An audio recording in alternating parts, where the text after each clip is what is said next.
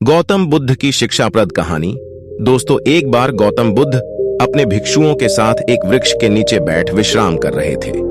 उस वृक्ष की छांव में बुद्ध अपने भिक्षुओं की जिज्ञासा दूर कर रहे थे। बुद्ध के सभी भिक्षु एक एक करके उनसे प्रश्न पूछ रहे थे और गौतम बुद्ध उनके प्रश्नों के उत्तर दे रहे थे। बुद्ध के उन भिक्षुओं में कुछ भिक्षु ऐसे भी थे जो कुछ समय पहले ही संघ से जुड़े हुए थे, जिसके कारण अभी उनके भीतर वह समझ पैदा नहीं हुई थी जो गौतम बुद्ध के प्रवचनों को समझ सके।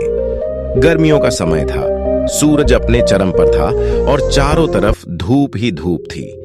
लेकिन उस वृक्ष के कारण बुद्ध और उनके सभी भिक्षु आराम से छांव में बैठे हुए थे। इतने में ही गौतम बुद्ध के एक भिक्षु की नजर एक बूढ़े व्यक्ति पर पड़ती है जो उस वृक्ष के पास से ही गुजर रहा था। वह भिक्षु उस बूढ़े व्यक्ति को देखकर अचानक से ही हंसने लगता है। उस बूढ़े व्यक्ति की उम्र बहुत ज्यादा हो गई थी, जिसके कारण उसकी कमर मुड़ गई थी। उस बूढ़े व्यक्ति के हाथ में एक डंडा था, जिसका सहारा लेकर वो बूढ़ा व्यक्ति अपनी मंजिल तक पहुंचने का प्रयास कर रहा था। उस बूढ़े व्यक्ति का शरीर केवल हड्डियों का ढांचा मात्र था।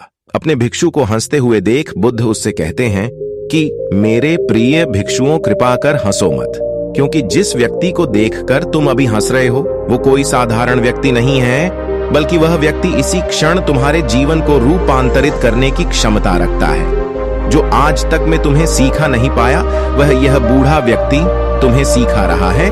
इसके द्वारा दी गई सीख को बेकार ना करो। बुद्ध की यह बात सुनकर वह भिक्षु बुद्ध से कहता है कि मुझे क्षमा करे बुद्ध, पर मुझे ये समझ नहीं आ रहा है कि जो एक बूढ़ा व्यक्ति जो खुद अपने शरीर और अपनी बीमारियों से लाचार है, वो मुझे क्या सिखा सकता है। फिर बुद्ध उस भिक्षु से कहते हैं कि ये बूढ़ा व्यक्ति तुम्हें तुम्हारा भविष्य दिखा रहा है। जिस बुढ़ापे को और लाचारी को देखकर तुम अभी हंस रहे हो, वो बुढ़ापा और लाचारी तुम्हारे जीवन में भी आने वाली है। वह बूढ़ा व्यक्ति तुमसे कह रहा है कि अभी समय है, इस स्वस्थ शरीर का अच्छे कर्म करने के लिए उपयोग करो। अगर तुम्हारा ये स्वस्थ शरीर तुम्हारे हाथ से निकल गया तो फिर से वापस नहीं आएगा। और अभी तुम्हारा ये शरीर सही से काम कर रहा है, जैसे कि तुम्हारे हाथ, पैर, आंख, कान और ये सभी चीजें सही से काम कर रही हैं। क्या यह छोटी बात है? और क्या तुम इसे मामूली सी बात समझ रहे हो? यह घटना कोई साधारण घटना नहीं थी जो अभी तुम्हारे साथ घटी, और यह घटना तुम्हारे जीवन को बदलने की क्षमता रखती है। ठीक इसी तरह की घटना ने मेरा जीवन बदला था, और इस तरह की घटना के कारण ही मैं आज बुद्ध हूं।